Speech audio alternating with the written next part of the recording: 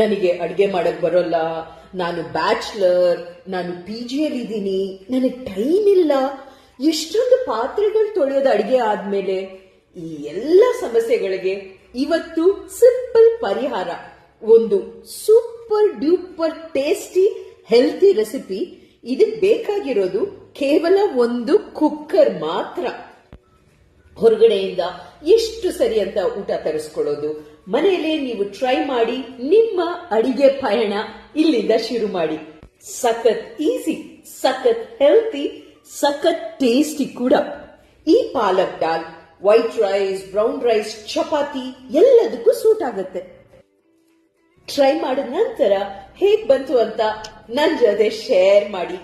ನಮ್ಮ ಸೌತ್ ಇಂಡಿಯನ್ಸ್ಗಂತೂ ದಾಲ್ ಎಂತ ಫೇವ್ರೆಟ್ ಅಲ್ವಾ? ಈ ತರ ಸಿಂಪಲ್ ಈಸಿ ರೆಸಿಪೀಸ್ಗೆ ನನ್ನ ಫಾಲೋ ಮಾಡಿ.